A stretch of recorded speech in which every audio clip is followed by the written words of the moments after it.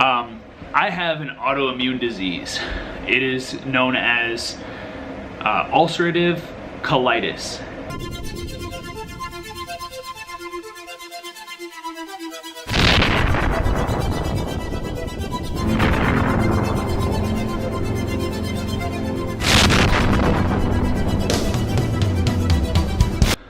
Alright, Storm Chasers, what's happening?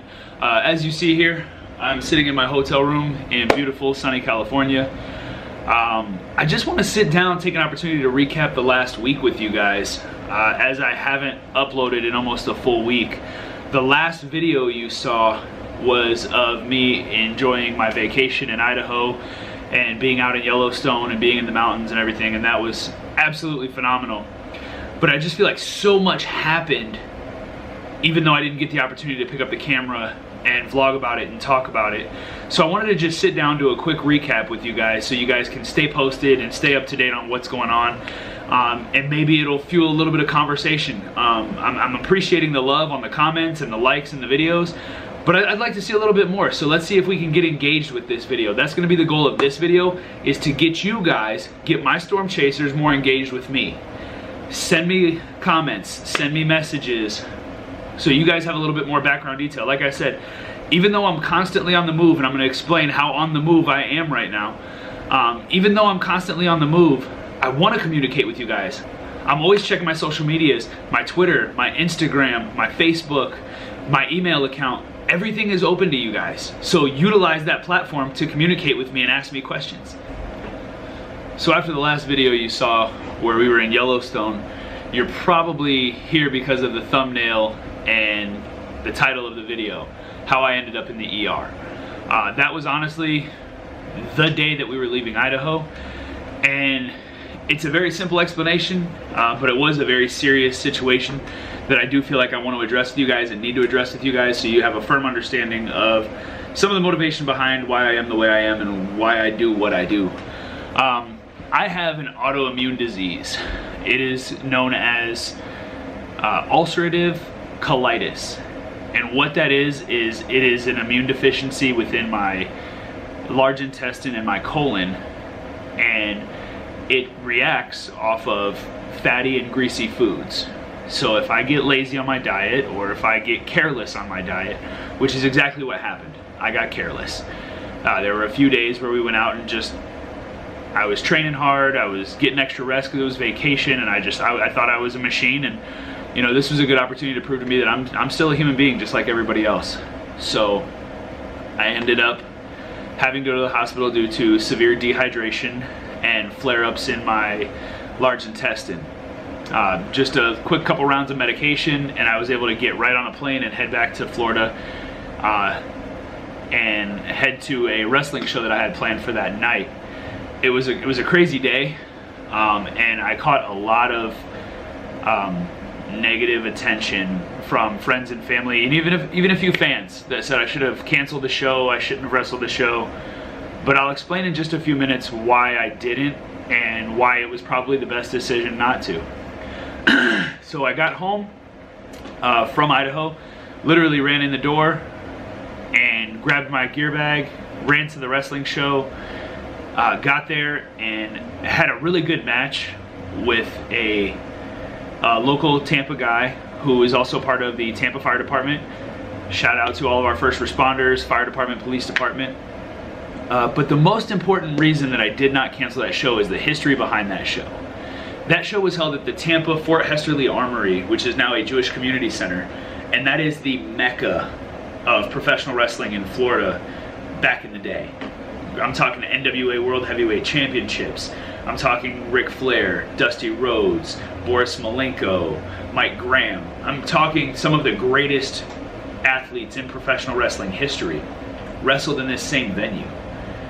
And yes, I was ill, and yes, I was not 100%, but to pass up that opportunity when somebody's put their trust in you and committed to you, and you've committed to them, I do not cancel unless I'm laying on my deathbed. You know, the promoter and the people behind that put a lot of money into the programs, putting my photos into the programs and into all of their publicity. I could not let them down, just like I wouldn't let you down. So I hope that everybody who was upset by me leaving the emergency room and then 15 hours later being in a wrestling ring, I'm sorry if that hurt your feelings, but some really good things have come from that. I had some very positive reactions with a few of the legends who were able to join us. Brian Blair, Steve Kern, Jerry Briscoe, Alex Porteau, Frankie Lancaster. There were a lot of guys who have been in this business long before I ever dreamt of, who came up to me at the end of the night and shared their gratitude for what I did. And for me, that's worth it right there. And you know, some other opportunities are going to arise out of that, and as soon as I have more details, I will let you guys know. What I can let you know, and just got released yesterday by Alex Porteau, is that I will be debuting for Pro Wrestling 2.0 in Orlando, Florida. Now, we haven't come to a contractual agreement on the date and when I will be debuting, but please believe you will see Tony Storm in Orlando, Florida at Pro Wrestling 2.0, and we're going to make an impact. I'm bringing Storm Chasers, and it's going to be good. From then, I flew directly to Iowa. I had a show for Central Empire Wrestling, and they brought me up on Thursday to do a promotional Facebook Live, which I saw so many of you guys tune into, and it warmed my heart and it touched my heart to know that you guys were following along with what's going on with me on my social medias. Because again, I didn't vlog it. It was all on Twitter, Instagram, and Facebook, and you guys were there. In the first hour, we had over 450 viewers just tuning into what we had to say and promoting this show. I wanted to send a big thank you to Fred Ottman and Sheila Ottman for always supporting me and tuning into that show and interacting with us while we were taping the live CEW event on Facebook. And it was just an absolute great turnout of events. Fast forward, I did another appearance for them on Saturday, which was the day of the show. Did a little bit of a meet and greet, signed some autographs, did some pictures, and then had a really solid match with a young upcoming graduate of the Black and Brave Academy. The gentleman goes by the name of JT Energy. He's a different character. He's a different character all in his own. Mr. Six Star Booty, here's your shout out via YouTube, via Tony Storm. Great talent. If you are a promoter in the Midwest, do not miss an opportunity to book this kid, because he understands what his job is, and he will get your crowd involved. That's what it's about. It's about the interaction with the crowd, the fans, my Storm Chasers. If he has a following, I encourage all of you to follow him and go give him a like. Check out his pages. The kid's got a bright future. We had a great match. The match ended out, as always, with the Storm Surge. Dropped him 1, 2, 3. But if you're following along, you also know that I've had some recent issues that are becoming pretty heavy with a gentleman by the name of Rory Fox. You may or may not know him from about 15 years ago from MTV. He did a show called True Life, I Want to Be a Professional Wrestler. And he went by the name of Rapid Delivery Rory Fox. Young kid up and coming in the Iowa indie scene, and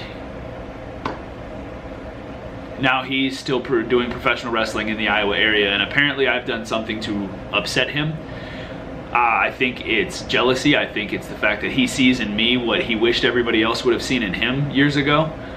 Whatever that case may be, I upset Rory, and now him and I have some personal issues, which caused him to run into the end of my match and lay me out cold.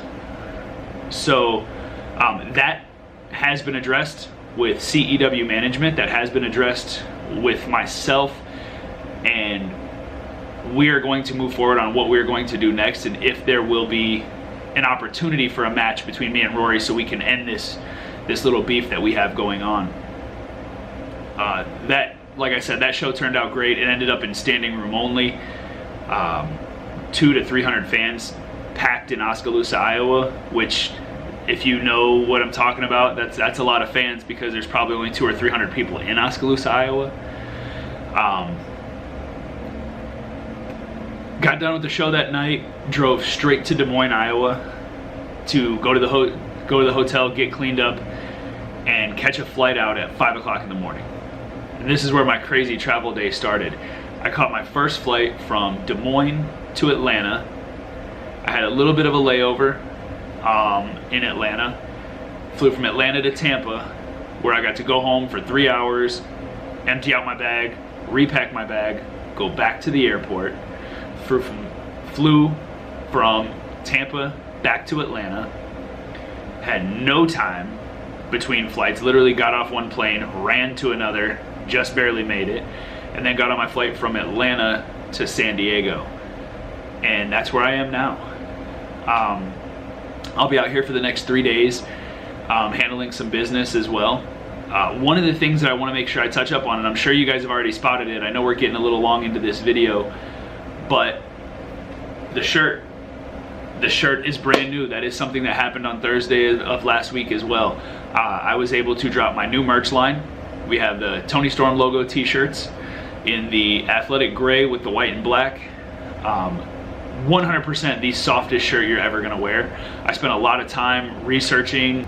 I spent a lot of time talking to a lot of different people on clothing and on merchandise and figuring out what was going to be the best quality product, not what was going to be the best profit or what was going to be the best to sell. What was going to be the most quality for you, for me. I'm going to wear this all the time. So I have to have the best quality to be able to put out because I'm putting my name on it. So we have the softest shirts that you can find. We also released the Tony Storm headbands, which I'm going to put a picture of right here. So those will be available for sale. We already started selling them at Central Empire Wrestling in Oskaloosa, Iowa. But they were also going to be available soon at TonyStormOfficial.com. Yes, that's right. I just dropped an official website. Go check it out. The link is going to be in the description of the video. TonyStormOfficial.com. So that will have a calendar of events. It's got a quick bio about me. We're going to be able to put up photos. We're going to try to put up all of the links to my social medias so it's easier for you to access. Just go right to my homepage, click a button, boom, you're on all of my social medias. It's got direct access to my email, and it's also, the shop is currently under construction. So if you've been to a show but you weren't able to get merchandise, or you've never been to a show but you still want to rep the merch, you can go online and you'll be able to order pictures, you'll be able to order t-shirts, the headbands. We're also already in the works with our next exclusive item that's coming out. It's going to be a limited number of items only, so you're going to want to pay attention to that. Like I said, guys, I just wanted to sit down and do a quick talk with you and try to wrap this up as quickly as possible as a week in review. While I'm out here in San Diego, I'm hoping to be able to pick up the camera just a little bit more. Maybe I'll show you a little bit about San Diego downtown, get some good shots of what the downtown area looks like. But other than that, just stick with me because it's only going to get better from here. Love you guys.